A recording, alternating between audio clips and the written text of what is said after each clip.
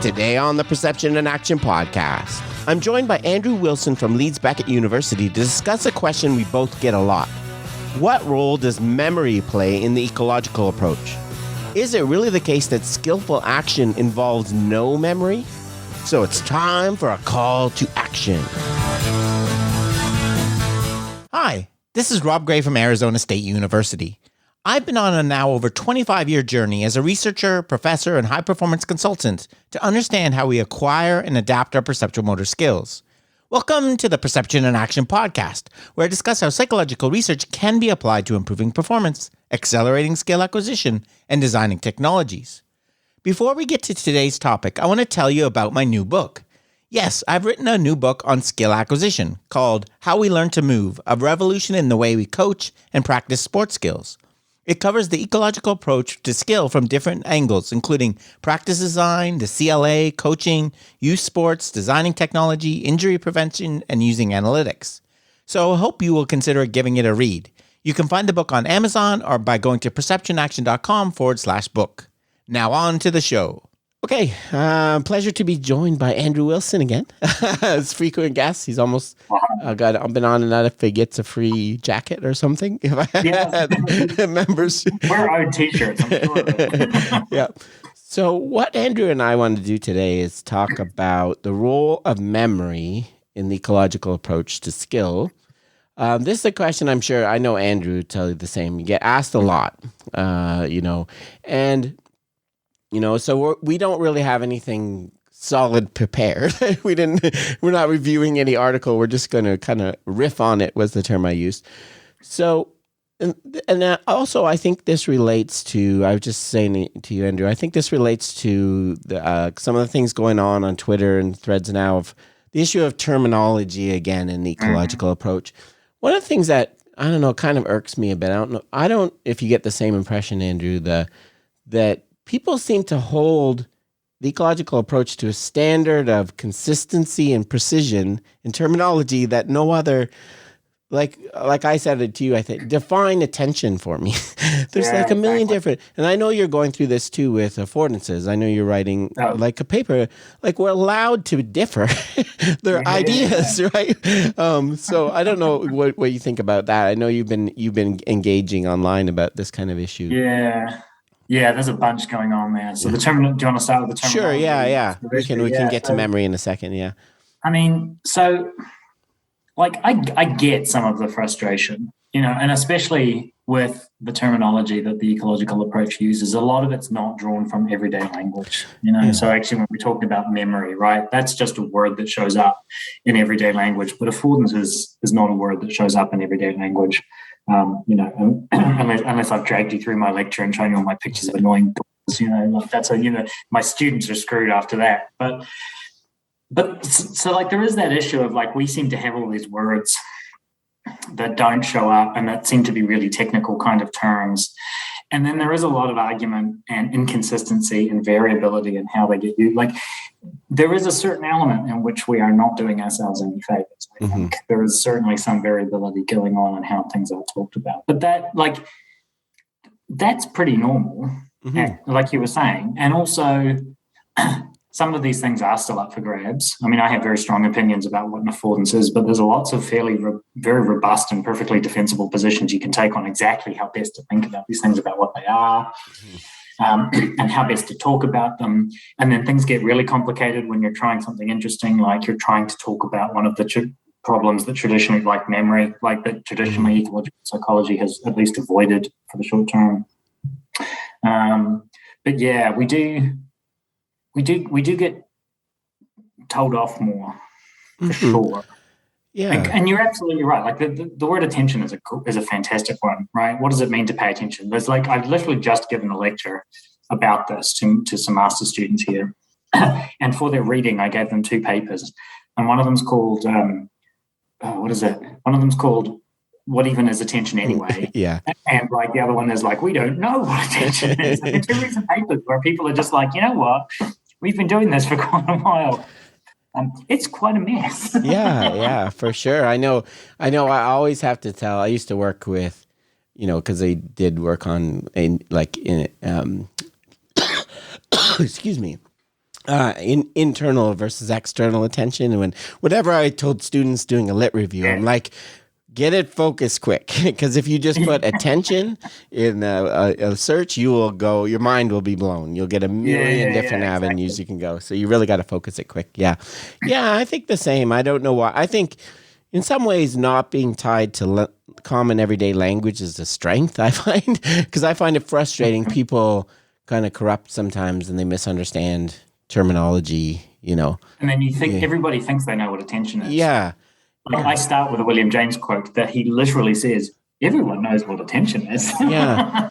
Even like within a very well, thing that we think is clear, like the internal versus external, there's so many subtleties. What do you mean by internal? Are they attending before they start the movement, or during the movement, or after the movement? There's so many. Attending to what, right? Yeah, exactly. So, and what is the effect, causes the effect. So I think, challenging these things is what we do in science, like putting the terms out. And I know it can be frustrating, but, and I guess part of the challenge in ecological dynamics is a lot of the terms have very strict definitions, but they're very complex. Like if I can give you a very precise definition of what an attractor is, but we're going to have to get our math books out, right? Like, exactly. So people don't really want that. Yeah. I have to say, I've been finding it really interesting that part of the problem, part of the challenge is, you've got all these terms that get used and there's some flexibility in how these things get used. And then people are grumpy that we're trying to use these technical terms. And it's like, and that's another sort of part of it, is that part of the challenging for what does that word mean comes from the fact that we're using it variably, but that's because it's actually quite a complicated word to apply. And we're all still in varying stages of learning how really to use those words properly. And then there's just this kind of sense of like, well, why do we have to learn that word? Why can't we just use a word that I already know? Yeah. And sometimes those words, Gibson worked really hard actually to not do this, but he had to suck it up for affordance because nothing else did the trick. Mm-hmm. Turvey's famous for pulling words out of obscure literatures. And unfortunately, the thing that's really annoying about them is when you really get into them, they turn out to be exactly the right word, but you've got to spend so much time to get there. So Turvey's like, he's really spot on and really useful, but he's also a bit of a pain because he brings all these words in that we then try to use. And some of them are complicated, right? Yeah, I've had to make friends with impredicativity recently. And it's, once you make friends with it, it's actually a really interesting word, but it took me a while. Yeah. And, I think part of it too is we can use them in very precise ways, when you're talking about interlimb coordination. Yes. If we want to go all the way up to playing soccer, which is what we're trying to do in ecological dynamics, it's going to lose a bit of its focus and precision, which can be bad. I agree. When people start calling, intrinsic dynamics is just the same as your tendencies. We've kind of lost something there, And that trade-off between, we try and develop all this rigor in the lab, and it is hard to translate and keep all that rigor all the way out to the more complicated applied scenario. I get that. Like that's fine. I get that that's tricky, and I get that sometimes trying to hold on to that rigor might just get in the way of you actually cracking on and doing something. I get that at one point. But at another point, one of the other things that, that we've had, there's been conversations on Twitter. One of the things I said is that, somebody was like, how useful is the word affordances and effectivities to a coach? And I was like, well, on the one hand, not that immediately useful. But on the other hand, using those words and spending time learning how to use them properly and spending time just using them so that other people use them properly and so that you talk about them, it just shapes and reshapes the way you're thinking about these things. So I started out as an undergraduate and early graduate school as a fairly well-trained traditional cognitive psychologist and became an ecological psychologist, and I spent years having to do that translation where, you go, oh, the thing I'm talking about right now is this ecological concept, and what that means in the words I already know is this. But just by spending time with the terminology and just using it, and talking about it. And that was one of the nice things about grad school. You just get all these opportunities to try it out and have those conversations over a beer or pizza or whatever. And over time, what happens is I just stopped thinking like a traditional cognitive psychologist and started thinking like an ecological psychologist. And that's been really important. So like, I do like to wave the flag for good, rigorous use of the terminology, just because I think it's a good discipline and I think it helps us talk really carefully about what it is that we're trying to do. But I also get that it's hard and it gets messy, and especially as soon as you're out of the lab, it gets complicated. So I get that. That's fine. Yeah, I totally understand it. I just, find some of it I also find it kind of ironic in a way that people are accusing ecological approach of not being precise and defining, because that is exactly its strength, right? In talking about information and dynamics, we have to define everything like Tao versus saying there's a mental model of this. That might be easier to withstand, but it doesn't explain anything. It's unbelievably vague, right? Yeah. Well, it's funny. So like I'm working on this paper at the moment, which is hopefully, fingers goddamn crossed, it's in its final revision, but I'm working on this paper around sort of this the mechanism, the philosophy of mechanisms and explanation literature, and using that in ecological psychology. And one of the things about that literature, like it's about how it's about identifying the ways in which we as scientists go about explaining the things that we're interested in. And one of the things that's really interesting is how in sort of traditional psychology does perfectly good scientific work, but it does it in this particular style, this functional sort of style, where you have a term like memory, which we're going to talk about. And that's not the name of a thing. That's a name of something that you notice that the system can do. And you've just given it a name as your initial toehold on starting to think about it and trying to figure out how it works. Versus, an affordance or an information variable, which is like, it's in a very real sense, those are literally things that you can point to and say, there's the thing. Right? Whereas with memory, you have to spend a lot of time getting even close to being able to point at anything that is actually a thing, right? And you end up with things like the neural correlates of memory, which is like, it sounds like you've nailed it down, but actually all you've got is some brain activity that happened to happen at the same time as me asking you to do something I think that involved memory. So there's still a real disconnect and between there. So you're absolutely right. So like one of the things I think the ecological approach has is that appeal to, and we spend a lot of time talking about things that are real things for sure. And then the question is just, are those things enough to do what we need them to do, or do we need something else? Versus the way in which cognitive psychology goes about its business, pointing at things and going, well, we're going to call that attention. Yeah. Yeah, we could go on so many tangents here. Because it reminds me, like I got a few people claiming, in the decision-making papers I reviewed a while ago, they were claiming that the ecological approach is biased, which in a way it is, right? We're biased towards trying to solve everything based on the information from it. It doesn't start with a fair thing for all approaches. It's biased toward trying to explain everything from the information, right? I found that really fascinating. So I've read that review paper with my PhD student working down in Southampton, because he's doing a systematic review on research on studying decision making using VR, and that's kind of his first sort of activity. And we read that paper because it came up, but it's actually like at one level, it's a paper of two papers. There's a very interesting and pretty rock solid systematic review going on, and then there's a lot of interesting other stuff going on. And that whole discussion was really fascinating. So in that systematic review, they discovered that there were some people over here doing information processing work who were interested in these kinds of things, and that's what they called decision making.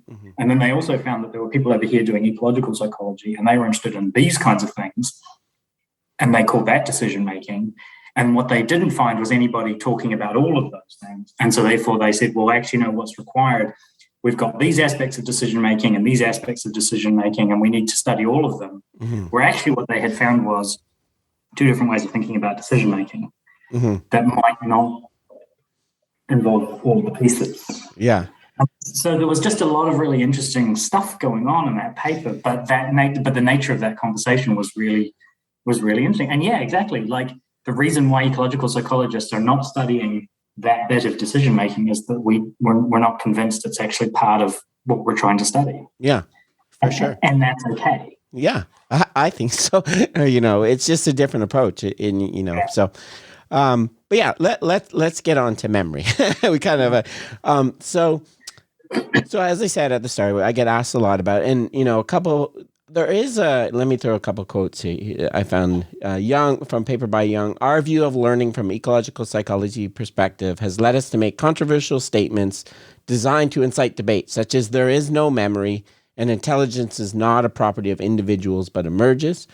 And then in Claire's, I think it's in her 10 Commandments paper, she says, ecological concepts that have been continual sticking points for psychologists, learning without storage, representation, or memory. So I think I said in that episode, it was interesting. I know you were around at this time too. I remember learning was always a big problem for ecological psychology, yes. Right? Until Claire and David came around with direct learning. Because it was like, if we just pick up specifying information, how can you learn anything? So, but that's a separate issue. So what do you think, when people ask you, maybe we'll just start there, what is the role of memory in the ecological approach? Let me give you that. Yeah. So I always give what I think is the right answer, but I know that it's a deeply unsatisfying answer, namely that in order to answer that question, I have to take a big old step back and I have to rephrase it, and then I'm allowed to come back and do it. And this is kind of you have to verb your nouns kind of thing, right? So by asking me what memory is, I don't really have an answer to what memory is. I can talk to you about remembering under various circumstances, and that sounds like I'm just ducking and diving a little bit, but it's actually a really important move because you have to kind of, ecological psychology is not just another way of doing psychology. It's a very, very radically different way of doing psychology and thinking about what it is that's actually going on. And the big move, one of the easiest first things to do is just to take all the nouns and turn them into verbs. And it makes you talk immediately differently about the thing, right? So, because you're no longer talking about a thing, you're talking about an activity. And so then you stop asking questions like, where is the thing? And you start asking questions like, what does it look like when you are doing the thing? And those are two completely different questions. So that's always my first move. And you always have to spend some time convincing people that that's not cheating, right? You're not just ducking the question. But I think it's really important. From the ecological point of view, there kind of isn't any such thing as memory, at least, and very much explicitly not as conceptualized by current cognitive psychology. That's not the same as saying we don't think the system can behave as with respect to something that happened in the past, right? So, like, you have to be able to say, this is the other big thing, is you have to be able to separate out what the word memory is pointing to an ability of the system, right? When you look at people and you kind of think about you think about the kinds of behaviors they can do, some of those behaviors look as if they're being organized with respect to something that happened previously. For example, I can tell you what I had for lunch today, right? So there's my behavior in the now being organized at least in part by something that happened previously. And so you can point to that and call it memory. But now is like that move to treating it like a noun makes it seem like there is a memory.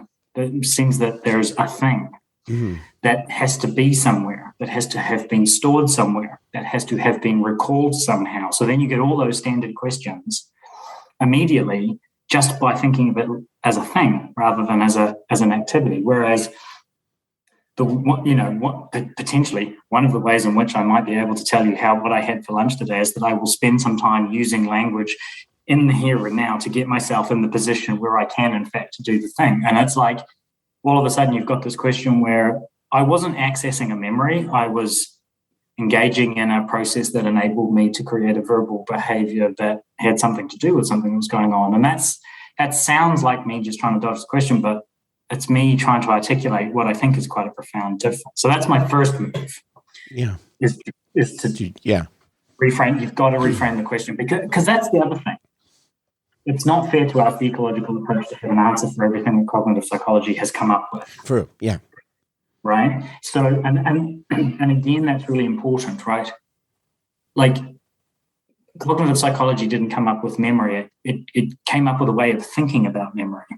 So when I'm teaching cognitive psychology to master students this year, and the whole structure of the module is around teaching them to think like a cognitive psychologist rather than teaching them a bunch of things that cognitive psychology has discovered about topics. It's about, if you're interested in this kind of topic, how do you go about studying it as a cognitive psychologist? And if you're an information processing kind of person, then you think about it and you study it in a particular kind of way. And if you're an ecological psychologist, you conceptualize it and you study it in a completely different kind of way. Mm-hmm. And sometimes you just don't end up talking about the same things at all, right? Cognitive psychology never talked about affordances. It would never have occurred to them to come up with affordances. Now, they try, right? You get people like Donald Norman, the design of everyday things guy, who liked the idea of affordances but brought it into a very cognitive framework, and then that's how it entered into the design world. So you can try and do it, but whether or not that works is a whole other question. He had to give up a whole bunch of things that make affordances interesting in order to be able to do that. And the thing I like about him, at least, was that he was completely upfront about that. He was like, I'm having to abandon all these things because I just want the term and I don't want all of the baggage, so that's fine. So that's one thing, is that there's a big reframing that has to happen. Yeah, and I think that's the central idea of like direct learning is, the system can change through experience. In that sense, it remembers without like a good example, like in sport, like Ronaldo's system remembers that you can't touch the ball with your hand when you play soccer, but he doesn't like pull that out of memory every time he steps on the field. His information control laws for playing soccer have developed with that as a constraint, so they remember it. In the sense that they're influenced by it, but it's not like pulling a fact out of memory. Like that's the way I would. So you're changing with experience without the storage kind of idea in the same sense. Yeah. But think about that. Like at one level, like what you said, I'm sitting there going, that makes complete sense. But as a straightforward cognitive psychologist, I'm sitting there going, that's crazy talk. What does that even mean? That sounds like magic, right? So again, one of the other problems is that because we talk past each other so much just by design, there's kind of no way around that talking past each other to a certain extent. We have to kind of acknowledge that it sounds crazy to say that at one level. It sounds like you're really working very hard to come up with a way of describing memory without using the word representation. As opposed to describing a very different way of thinking about what it is, about how that thing is affecting Ronaldo's behavior in the present, even though there's nothing in the present that's explicitly telling him to do that. So but again, I think, I think that was a good way to start talking about it, right? Like everything he's ever done with regards to football, every single time he's been in the context of football has been in the context of everything I'm currently trying to achieve, I have to do with my feet and not my hands. So, of course, he doesn't try to do anything with his hands. Yeah. It will literally kind of never occur to him, right? Yeah. And so again, you've got the phenomenon, you've got the behavior. The behavior of Ronaldo is that every time he plays football, he never tries to do anything with the ball with his hand. And now you want to explain that. And now there's two ways of explaining that. One of which is a storage metaphor, and one of which is about the context in which the learning happened. And again, separating that out is quite important, because again, people think it feels like if you're going to talk about memory, there has to be something that's happening to me now that is implementing the thing that happened previously so that it can affect me now. At the same time, too, I have a problem when people say there's no memory like that. Like, for example, one of the things I like to distinguish, too, is the difference between storing a piece of information, like a constraint, like I can't touch, versus a mental model. Like your phone number or your address is a piece of information.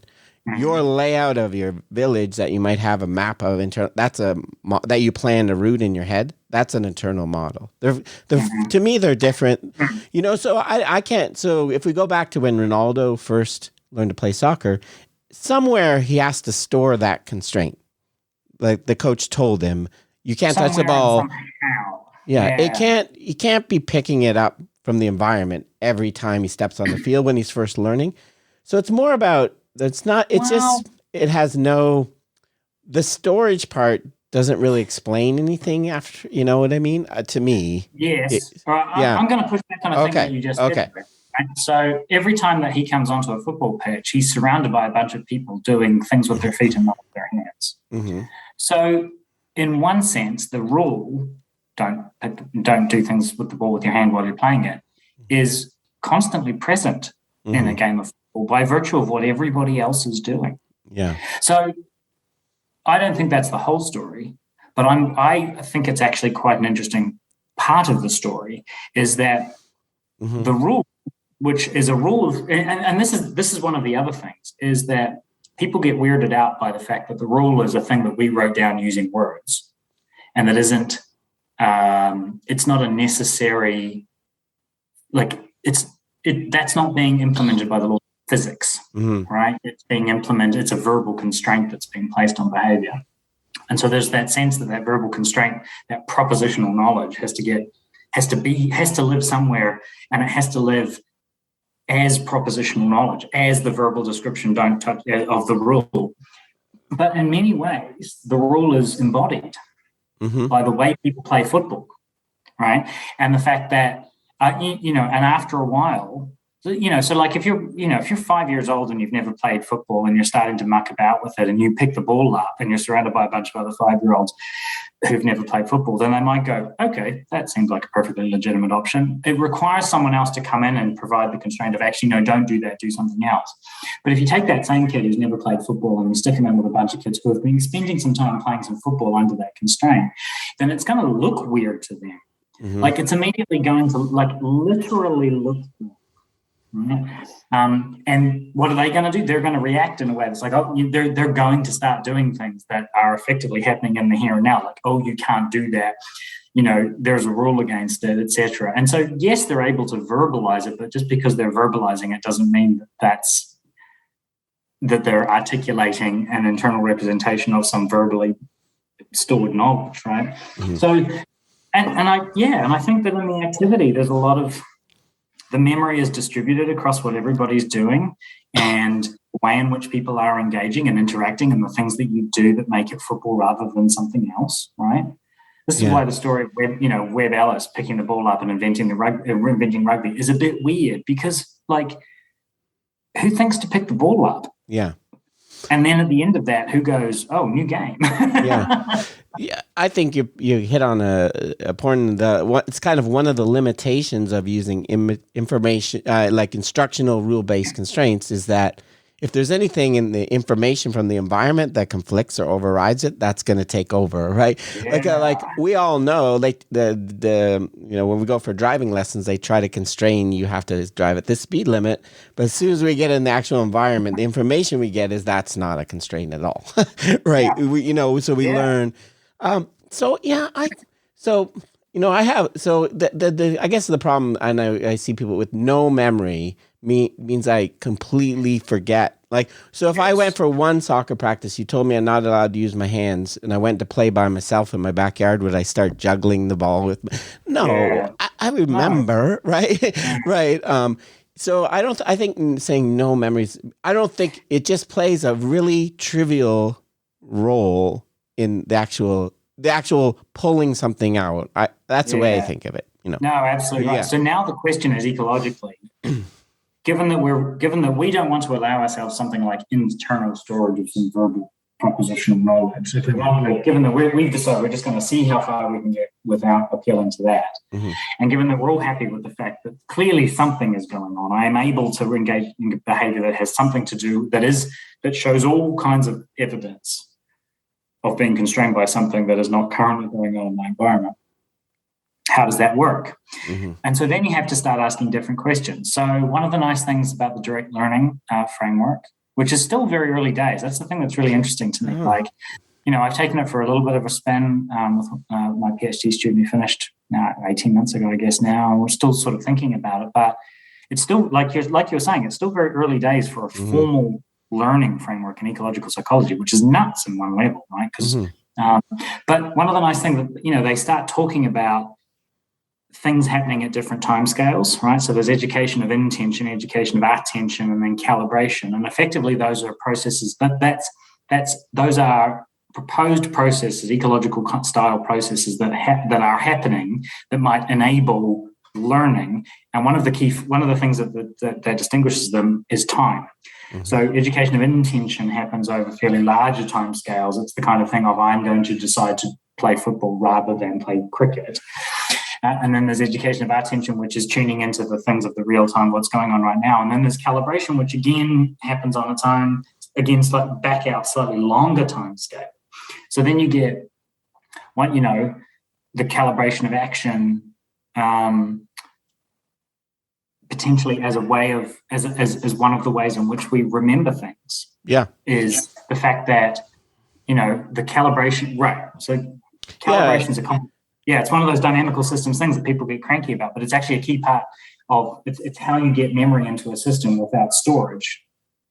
Yeah. For example. Yeah, no, like I think like Brett, I always think of Brett Fajan's work. Like I remember my car has a spongy brake by the fact I've recalibrated my foot force control law. Yeah. My system remembers through it's changed through experience. It's that I think, So there's lots of ways that things that have happened to us in the past can influence our behavior now and in the future without pulling out, things, Yeah. So like I have this sort of example that I always try and use as a way of thinking about this. So I play softball, and so I know how to swing a softball bat, and I can hit a ball in softball. If you put me in front of a slow pitch softball situation, I can swing a bat in a reasonably organized fashion, and occasionally it works and occasionally it doesn't. Right? But in one sense, there's a very real sense that right now, sitting at my desk in a chair, talking to a computer and talking to you through a computer, there's a very real sense that right now, right at this particular moment, I don't know how to swing a softball bat. I know how to go and become something that can swing a baseball or a softball bat. Mm-hmm. But right now, there's no evidence going on anywhere in anything you could possibly measure about me that says I know how to swing a softball bat. So this is one of the other things is that one of the ideas is that whatever I have learned, whatever's changed about me has to be stored somewhere. I'm not 100% sure that that's always the case, especially in the case of skilled action, right? Mm. It's not the case that my ability to go to the Coke stand where my softball bat's sitting from the last tournament I went to, I can pick it up. As soon as I pick it up, what's happening, right? I pick it up, I'm hefting it, I'm getting dynamic touch information about the size and weight and the distribution of it. And if I then, and think about what people do. Mm-hmm. Think about what athletes do, right? They don't just go pick up the bat and demonstrate their knowledge. They pick up the bat, you twirl it, you swing it, you heft it. Why? Because you have to give yourself some time to softly assemble the device that knows how to swing a bat. And one of the things you desperately need in order to be able to do that is the presence of a bat that's giving you some information about its heft and about how to actually move it through space and control it. And that information is just not around until you pick up the bat. So I know how to go about the business of becoming somebody that can successfully swing a softball bat. But there's a very real sense in which right now, in which I am not engaged in that activity, it doesn't make sense to say that I know how to swing a softball. I know how to swing it right now. And this is one of the other big ecological moves is that time's a factor. Yeah. Right? Time is it's not just it's a part of everything. Right? Dynamics evolve over time. The whole dynamical system thing is that time is literally part of the equation, right? And so I can become that thing, but that's different from always knowing how to be the thing. Mm-hmm. But that's I sort of hear what I'm saying and I think it makes sense, but I also hear that there's a way to hear what I just said and go, well, that's crazy. Yeah. Yeah, and the other, I decided to point out, I think the place where ecological, we wouldn't have any debate or anything, is that you need memory to interpret to help perception, to interpret information, that violates the basic principle of direct perception, right? That you need prior knowledge to understand the world. Like Tao tells me something's going to hit me. I don't need any previous knowledge about the event, who that was. So that's where the memory, definitely, memory, that's where the internal models, go, I predict things and things. There's definitely, no room for that. So if the information variable that you pick up changes in some important aspect of its spatial temporal form prior to it being plugged into an action, then you're in indirect perception territory, and you're off to a completely different set of races. So, and this gets to the other thing, right? This immediately gets to the other thing about memory and about why it keeps coming up is that it seems like you have to have something, like it feels like it intervenes, and also that, so this gets back to the point where ecological psychologists, you guys never talk about the brain. You don't think the brain does anything, and that's a related question, right? And so the idea of the brain as being this thing that sits in between perception and action is really baked into this conversation, whereas the ecological understanding of what the brain is, from my point of view at least, the stuff I've been writing and trying to articulate that is that it's the job of the nervous system is to get the information variable in all its glory to the action systems, right? My hands can detect light, my eyes can, but my eyes coupled to my hands via a nervous system. In a very real sense, my hands have access to that information variable. And the thing about it is that you see that when you study behavior. When you actually study the behavior of the hand and the grasping behavior, its spatial temporal behavior tracks the spatial temporal behavior of the information variable it is coupled to. That's one of the big findings that actually we don't talk enough about in ecological psychology. And what that's telling us is that actually whatever the nervous system did to get it from my eye to my hand, it didn't transform it in any way. It passed it along, right? And that gets in. And so Audrey van der Meer and Ruud van der Wiel's work, they're kind of the only ecological neuroscientists, empirical ones in the game at the moment, although Mike Anderson's team is starting to accumulate and starting to get into this.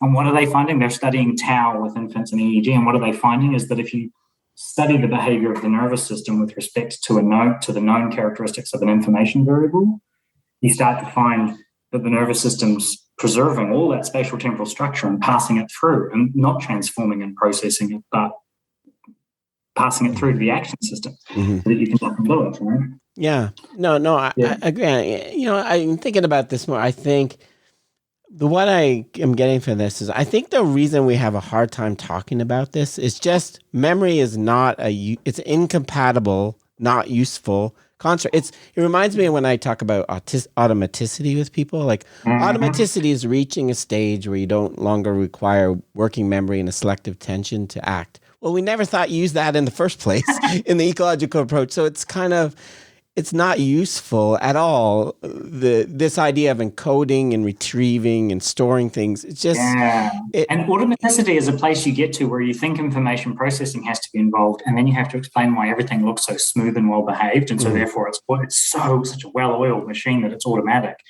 Whereas actually all the evidence suggests that it's never automatic, right? This is the whole uncontrolled manifold analysis and all that kind of stuff. If you look at what's actually going on, control is being exerted in all kinds of interesting ways at all kinds of moments throughout the movement. Nothing is ever automatic. That's how you get repetition without repetition. Things are always running with some control going on. But when that control is being exerted, depends on whether the variability is taking away from the task or not, and all that kind of stuff. And so, so you're absolutely right. We never get to automaticity. It never occurs to us to talk about what that might be because it never comes up, because it's not required to get smooth behavior out of a system, right? Yeah. Yeah, and I have an example. I just thought of it. So my kids are taking pickleball lessons right now. I keep talking about it. Pickleball. Pickleball is huge here. They built a new sports facility. They have big tournaments, but there's a rule in pickleball where on the third shot, so you serve, you return it. I'm not allowed to hit the ball out of the air in the third shot, so I can't stand at the net, and I have to let it bounce. So it's this weird rule. Right. And I bet you every kid in that class could tell you that rule, like declaratively. No. All of them constantly never do it because they're not it's not useful. And the coaches aren't giving that to them in the right, like at the right time, and in terms of shaping their movement. So that to me is an example where, okay, you can remember it and recall it, but it's just not useful in understanding the skill, really. Yeah. Well, but that's the other trick, right? That's the other ecological move. From a cognitive psychology point of view, asking the kids the rule is one way of probing their memory for the rule. Yeah. And seeing if they act is another way of probing the same memory for the rule. Whereas ecologically, those are two completely different behaviors. You're asking for a verbal response versus a hitting the ball response. Those two are completely different things. They have nothing to do with one another. They don't overlap in the information required to produce them. So you're actually asking the children two completely different things. And the mistake is to think that you've asked the system one thing when you've actually asked it two things.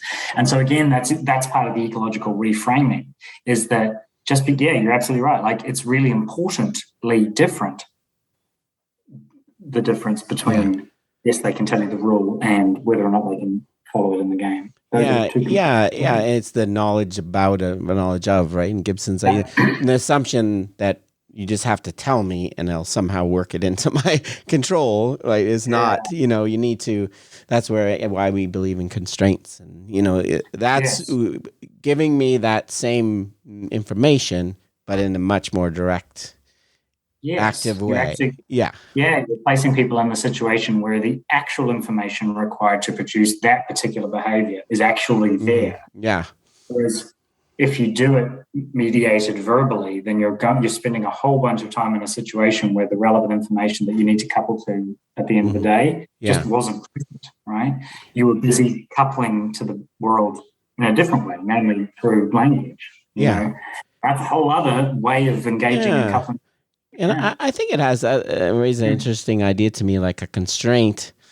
If you give someone a constraint that's so infrequent when they're learning a skill, it's probably not, like, if it doesn't, like a constraint that, takes away a solution. I can't use that, and I can't smash the ball and stand at the net because that's again. But if I give it so infrequently, it's present so infrequently, there's no consequence or anything. You're not playing enough third shots, right? You're not gonna. That constraint's not gonna. We're not gonna remember it in our control. So I don't know where to. I know I agree with you. No one's ever satisfied by. But the basic answer is it's just not a compatible idea, or it's not really the way it's people. I think part of the mistake that people make is that they look and say the system can behave in this way that we're calling memory, and you're saying that there isn't memory, so therefore you must be wrong. And so that's where there is no such thing as memory gambit blows up in your face. Absolutely. Whereas the trick is to go, okay, well, we've got this behavior that we want to explain, and one of the ways to explain it is through some sort of memory system involving storage and all the other things. The question is, can we come up with another way of describing it that doesn't require any of those things? And so one of the whole reason the ecological approach is still a thing is that we've had a great deal of success in explaining skilled perception action couplings without recourse to any mental representations or stored knowledge or anything explicit memory, etc. And so what we've been able to do is that for at least a whole class of behaviors, there's a perfectly legitimate way of talking about it that doesn't invoke any of these other things. So now we're off to the races. We've got some competition going on. The challenge we still face, absolutely, is that we have not yet fully engaged with the full range of behaviors that human beings and other organisms can exhibit. That's fair. We're not all the way there yet. But part of why we're not all the way there yet is that we've been more careful. We haven't jumped in all the way upstream and gone, well, we're going to talk about this thing now. We're actually going, no, well, before we talk about what the brain's up to, we're going to have to spend a lot of time about the kind of how is the brain coupled to its environment. We need to know that before we can ask any sensible questions about what the brain's up to. So one of the reasons why the ecological approach didn't really spend very much time talking about the brain, it's not that we didn't think it was interesting. It's just that we knew that we had work to do before we got there. And actually, I think one of the things that really trips the sort of traditional information processing people up is the invention of things like fMRI. And those systems kind of showed up, and then all of a sudden you could track brain activity, and everybody was, of course, we were very excited about these new technologies. But I don't think the theory was ready. I don't think we had a good job description of what it was that the brain was doing, and so we started asking it all these questions and started running into all these hard limits about. And you end up with, well, we can identify the neural correlates of this task, right? And that became a thing you could say, and everybody was like, we've achieved something. And that's like it, and we forgot how huge a gap that is between there was some brain activity and there was a thing we asked the person to do, and those two things went together to some extent. Yeah. Like that's like, sure, that's interesting. Chase that. Absolutely. Go at it with whatever you can. But that's not the same as we found the place where memory happens, which of course is how it then gets translated. And then because we don't talk about the brain and say things like that, and because people have learned to expect that from psychologists, we then go, well, or we get then told, well, you don't know how to handle these things, or you're denying that it's important, or you're not talking about it. It's like, we're not talking about it because we don't think it's important. We're not talking about it yet because we don't yet quite know how to talk about it in a way that is careful enough. And the field is starting to get there. We're starting to have those conversations, and I think we are ready to at least start cautiously having those conversations. But there is real potential for us to run off and go crazy and do dumb things if we're not careful. Yeah. And that, so. Yeah, no, I think there's a lot of good points there. And Andrew, I think you're back to your point, and, kind of making too much out of the meta cognitions of, especially what we work in of athletes is, I think we're both very skeptical of a lot of that. And just because you can say, I remember that my opponent serves forehands most of the time, doesn't mean that that's what's actually being used in the moment to control your movement. And I think the other, not only like we can be shaped by things that we've experienced, including like tendencies and situate like attractors develop based on the most frequently experienced thing, right? So if I'm doing one thing more than another, I'm going to develop, my system's going to change based on the situation, and the situation is information, right? So it's, I think we can explain a lot of those things much more directly than the idea that you have a Bayes contextual priors, which again, I don't know if people, I know you, it's just taking a problem in the outside world and putting it as a problem in your head, right? Yes, that's exactly what it is, literally. Yeah, who looks at the Bay, like there's an event in the outside world, the serve's down the line. Now it's an event in my head. I predicted the serve is down the line because of my Bayes contextual. Yeah, you still have the problem of acting. You haven't solved it at all, right? That's what frustrates me.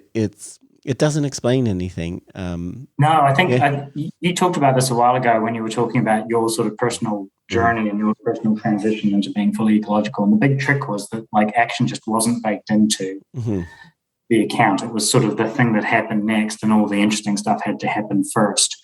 And like you're absolutely right. Like, I mean, if you're going to do some sort of inference and prediction, then you might as well do it in a Bayesian fashion, because actually that's a pretty good way of doing inference and prediction, right? Mathematically, right? Like if you're going to do it, you might as well do it that way, because that's the right way to do it. And that's why those things have gotten so trendy, is that like it's such a good way to do inference that actually, but it requires that there's a lot going on there. Like, where are those priors? How do you build those, contextual priors? How do you integrate all these things? Is there somewhere in the system running Bayes algorithm? I think I saw a paper go by Twitter the other day that was literally like, if cognition is Bayesian, why are we so bad at doing learning how to do Bayesian maths as like human beings trying to do maths? Yeah. But like that's a weird question, but it's a question that comes up when you end up in this place. So, whereas, I think that's. You can one of the strikes against Bayesian stuff is that you can hide all the hard work in your prior. Mm-hmm. That's always been one of the For sure. Yeah. Oh, how did that happen? Well, clearly the prior had a particular distribution. Well, that's just a description. Like this is the other thing I've gotten really interested in this philosophy of explanation stuff. And I've been interested in this for years. The distinction between something like a nice, clear description of something versus an explanation of something. Those two things are not the same thing. No, for right? sure. Those Bayesian descriptions of behavior and the fact that human behavior can often be described very successfully as sort of an optimal Bayesian process, it gets treated as evidence that the Bayesian hypothesis is an explanation for what's going on. Mm-hmm. It's not crazy to make that link, but there's more work to be done before you get to make that switch, right? You don't just get to look at my great description of something and say that it's the explanation, because those are actually two very different things. Yeah. And there's lots of ways of getting behavior that can be described that way. That's the problem. Yeah, and I think going back to memory, I think that's kind of, back to that decision making we were talking about too. Like, I think coaches struggle with the idea, well, how do you get tactics and strategy and plays that we create? Like, how could that manifest into behavior if it's not stored and pulled out of memory? Like, I recognize this situation, we need to run this play. And I recognize we have a ton of work to do with shared affordances and stuff but I honestly believe that you can explain all that by information and direct learning, the changes and, But I acknowledge we have a lot of work to do to explain things that look like they require memory. Yeah. And I think one of the big challenges that remains to us is a topic is language. Mm-hmm. Like humans are linguistic creatures. Language is a thing that we do that has profound consequences for what we get up to, and we can use it to shape and constrain the behavior of other people, right? So, like Nick Winkelman is my sort of go-to point of reference here with this, the language of coaching. He's one of the people that I know of who spent the most time sort of thinking about what language is and how it can constrain activity as opposed to sort of store and all that sort of stuff. And it's a challenge, but also I think it's like if I didn't have eyes, then you could arrange a reduced scale football pitch for me, and the physics and the affordances and all that sort of physical constraint, I would not be receptive to it. Right? I need to have at least a basic visual system in order to be able to, at least in principle, be able to detect the constraints that you had put into place, right? There's nothing necessary about those getting in. Mm-hmm. They only work if I've got a visual system. In the same way, a thing that coaches can do is verbally constrain behavior. And that only works because the people they're working with have the ability and can be sensitive to a verbal constraint. And so I think, there's a ton of work to be done in terms of figuring out how to talk rigorously about that. But there is there is a real, people conflate the fact that you can talk about something with the idea that has to be stored in a language kind of way. For sure. And that's just like even representational people, even Fodor didn't like that, right? Fodor was busy trying to figure out sort of language of thought things, but he didn't think it was English. Mm-hmm. Like he thought there was a language sort of thing going on, but he didn't think like it wasn't the case that the knowledge had to be represented in the same format that it comes out of my mouth when I talk, mm-hmm. right? It might have a syntax and it might have, a grammar, but it's going to be a different kind of thing. And that's Fodor, for the love of God, right? So, but there's become this real conflation. And I just think we just need to spend more time talking about and thinking about what happens when you verbally constrain somebody. Yeah. And what that can do and what that can't do. So what can it do? It can affect action selection. What can't it do? Affect action control, right? So, I can tell you to swing your bat faster, and you can choose to try and do that. But whether or not you succeed is a factor of whether or not you are successfully interacting with the information coming off the bat and able to coordinate that in a movement that happens to end up with a faster movement. So the thing that makes it go faster is not the words. No. The things that make you try to go faster are the words, but the thing that make you go faster is the information, your ability to couple to the bat. So language is a classic thing. It's not a lawful source of constraints in the same way as changing the physical environment is about changing those lawful constraints, those affordances and all that sort of stuff. So it is different, but it doesn't have to be different in kind. And having spent time trying to articulate all of this across several papers, it's really hard. I've worked hard to create a lot of that language for talking about these things in a sensible kind of way. But it's a very incomplete project. Yeah, no, definitely. Yeah. No, I agree. I think there's a lot of, ways, and like we said when you were talking about direct learning, that approach is so relatively young. So that's why I get a little frustrated that we're supposed to have all the answers already. But yeah, no, I think, I really like, I think the words that Claire and David uses, it's a mere change that we learn. Yeah. The other thing I think we see is we tend to start with almost, okay, humans have all these incredible abilities. We have to bring them all into play whenever we explain anything versus let's start with this, I think that's why, I notice there's this really other interesting contrast. Ecological psychologists love making references to other animals and remarking over their unique and saying, look, whereas information processing people laugh at that. They say, they make fun of you. Oh, we're not stingrays or whatever animal you pick, right? That's laughable. Human beings are way more complicated and, it's just, why? Right? I was lucky. We're just not. No, I was lucky I had Barry Frost as it, and he kind of taught, emphasized we were adapted to our environment just like other animals are, right? In this unique way that they're niche, and that's what Gibson emphasized. So I find that's kind of the other thing I see that kind of is weird. But it's really funny, like coming from the ecological sort of side of that. When I look and see that kind of like that swarming behavior, right? There was that stingray video that was doing the rounds, and like we were sort of, that sort of pivot, and it was, I think, didn't somebody throw it up in a comparison to like that?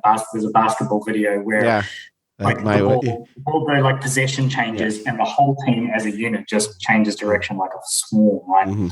And like when I look at that, I think when we look at that, we go, isn't it great that we're able to take advantage of the very low dimensional sort of swarming kind of behaviors? Isn't that great that we can all that we are able to produce collective behavior using those cheap, efficient solutions that other animals are also able to latch onto? And you're like, but it's not the case that those basketballers are always acting like stingrays. It just so happens that right then, and this is the other thing, right then, all you needed to explain what was going on was the kinds of things that you want to explain when you explain flocking, right? And flocking and swarming and wolf hunting behavior, right? All that predator prey stuff. It's all 2 or 3 constraints on a dynamical system. That's it. That's what's interesting about flocking, is that it just takes a couple of constraints on a dynamical system coupled together. One of the things I remember is with flocking, with big bird flocks, is that everybody's like, all you have to do is be coupled to your neighbors. And one additional filter just to explain actual bird behavior is you just have to say that, you have to acknowledge that you can't be coupled to all of your neighbors. Why? Because you can't see all of your neighbors. One of your neighbors might be literally out of view. And so if you take your individuals, all of them, and then you just couple them together with a nice simple coupling equation, and you couple only the ones that can literally see each other, and then you just run it, boom, you're off to the races, right? Isn't that? And then the trick is, wouldn't it be nice for us to be able to do that as well? That seems cheap and efficient. Yeah, for sure. The whole point is, we can, right? And it's all the same dynamic characteristics of it. And then they did something else. Yeah. And the fact that they then went and did something else is interesting. Like, that's a whole other kettle of fish. But like, it's okay that we did the same thing briefly. Yeah. No, I think so too. So, well, maybe we'll wrap. That's probably a perfect place to wrap it, because I think we've dodged the question of explaining it, and we've ended by talking about lower animals. So I'm sure we frustrated the heck out of people that really, the two things people hate. So we'll end up there. But thank you. As I said, it's not a simple answer, and I think, but I think it's good to it helps me to always talk through these things and sharpen my axe a little bit of the ecological approach when I have to think about these things. So I appreciate when people ask. Yeah. Oh, and it's not a dumb question. It's just a trickier question than it seems on the surface, and it turns out there's a lot of moves that we have to make before we can fully engage with it. And and again, I get the frustration.